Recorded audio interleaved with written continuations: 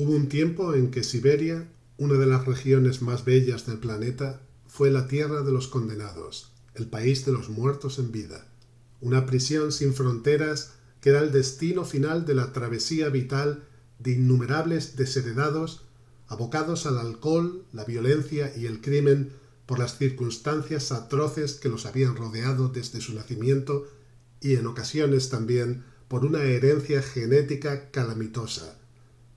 Mucho se ha escrito sobre los desterrados políticos, tanto en la época del Imperio ruso como durante las décadas que existió la Unión Soviética, sobre los intelectuales descontentos que escribían soflamas y poemas, sobre los conspiradores y terroristas nihilistas, estos últimos una especie de visionarios iluminados como líderes de sectas estrafalarias, sobre socialdemócratas o activistas disidentes. Sobre todo ello se ha escrito.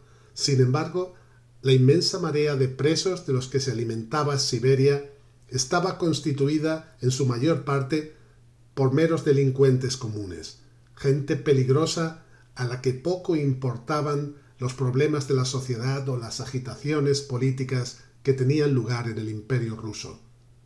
Entre aquella masa de desdichados fue a caer en una ocasión el joven escritor Fyodor Dostoyevsky, proveniente de San Petersburgo, la ciudad en la que había sido condenado a muerte por el delito de conspiración, una pena que le había sido conmutada por la de trabajos forzados apenas unos segundos antes de que los fusileros del pelotón de ejecución abrieran fuego sobre él y los demás desdichados junto a los que aguardaba su final. Se sabe que uno de los compañeros que esperaban junto a él la muerte no pudo soportar la intensidad del momento y enloqueció de por vida. Pero Dostoyevsky no salió mucho mejor parado. Aparentemente cuerdo, pero lastrado de por vida, prematuramente envejecido y encanecido, así terminó después de ese simulacro extraño de ejecución. Además, lo que le esperaba era, de hecho, una suerte de muerte en vida, un entierro prematuro, una larga estancia en lo que la traducción española de una de sus novelas llama el sepulcro de los vivos. El Dostoyevsky que presuntamente había estado involucrado en un complot para derribar el poder del zar no había sido más que un joven ingenuo e idealista, un autor de algunas novelas breves, como Pobres gentes, en las que exponía problemas sociales y se decantaba políticamente de parte de los liberales. Sus críticas al zarismo no habían pasado de soflamas y pequeños libelos y, desde luego, jamás había tomado parte, conscientemente al menos, en conspiración alguna. El supuesto complot, una simple reunión clandestina, una charla, un debate a la luz de una vela, eso es todo lo que había sido. Para los agentes de policía que irrumpieron en mitad del encuentro y probablemente interrumpieron la lectura de alguna declaración política apasionada y absolutamente desquiciada, aquello era suficiente. La más grave de las acusaciones caía sobre los allí congregados, la de verse implicados en el único delito capital que contemplaba el Código Penal del Imperio ruso, la conspiración contra el Estado. El joven condenado a muerte se encontró, al igual que sus camaradas de conjura, con los ojos vendados y maniatado frente a los fusileros que lo encañonaban, escuchando el redoble de tambor y convencido de que aquellos eran sus últimos segundos de vida. Pero cuando el tamborileo cesó, una voz clamó explicando a los condenados que la pena final había sido conmutada por gracia de su majestad el zar por la de destierro a Siberia. Aquellos momentos que, como se ha dicho muchas veces, duraron una eternidad en la mente de Dostoyevsky, lo acompañaron para el resto de su vida, de la nueva vida que iba a comenzar para él, ya que la anterior acababa de finalizar.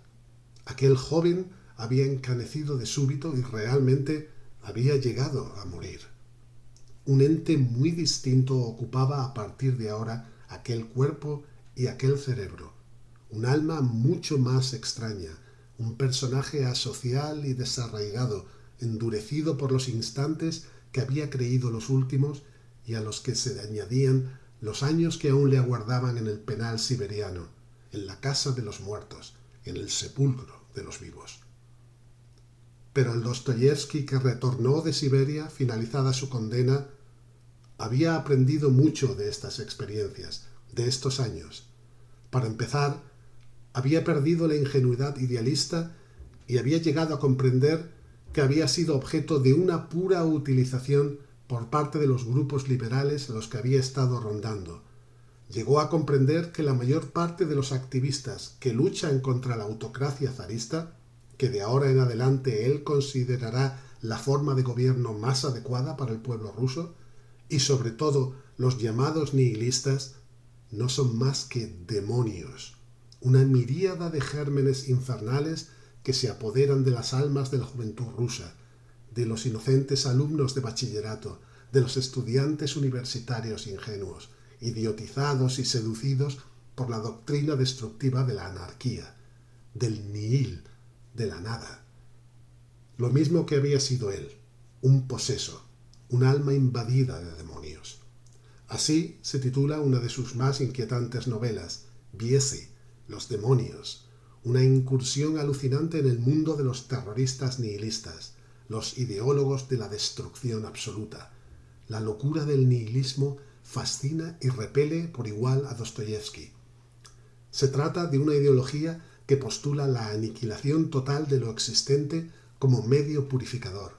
Según el razonamiento nihilista, al destruir todo lo existente, el orden, la sociedad, la educación, aparecería un enorme vacío, una nada, un nihil, de la cual debía surgir un algo, algo que la llenaría súbitamente. Lo que ese algo pudiera ser, los mismos nihilistas lo ignoraban por completo, pero sin duda, pensaban, habría de ser una fuerza sana y positiva, renovadora y portadora de una fe salvadora.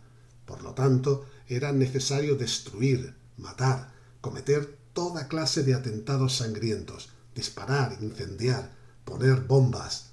La nada crecería y se expandiría. Se expandiría como ese desierto del que habla Friedrich Nietzsche, que es, por cierto, un inspirador posterior del movimiento nihilista, aun sin proponérselo, y habla de ello en uno de sus poemas que se titula precisamente así: Crece el desierto.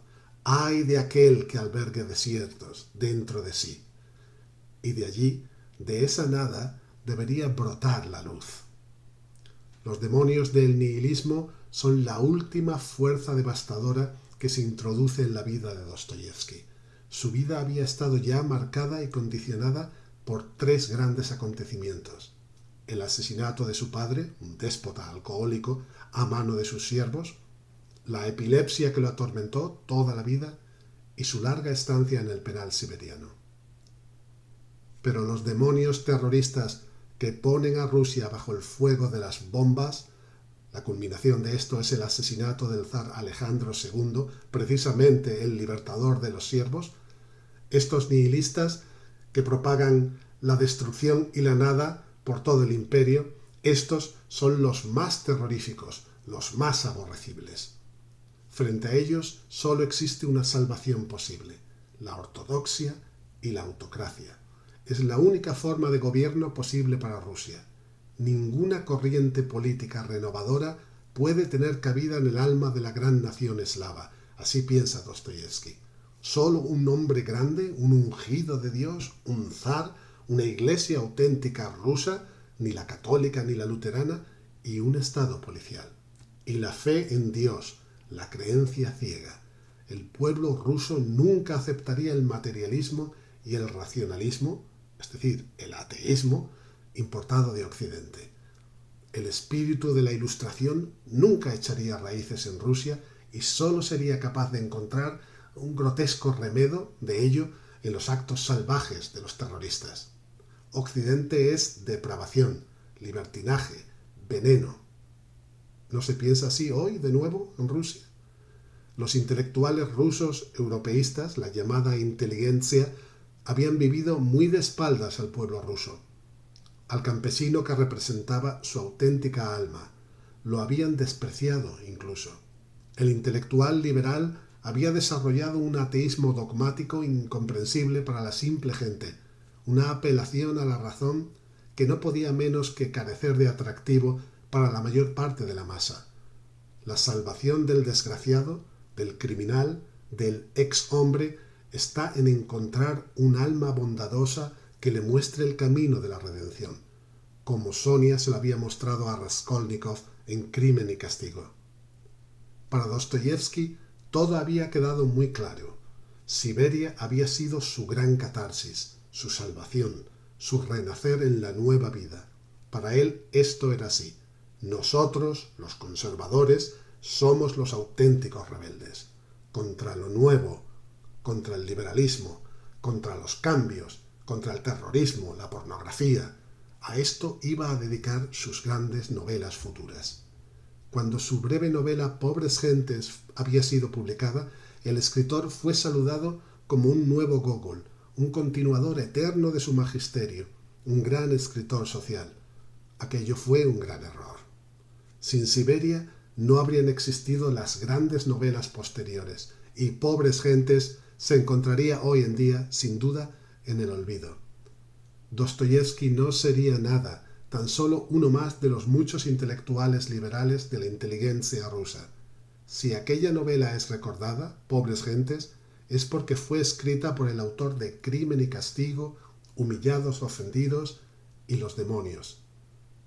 Dostoyevsky se redime, como Raskolnikov, como Rusia ha resurgido, redimida y engrandecida tras la hecatombe del comunismo y la inestabilidad y miseria de la última década del siglo XX.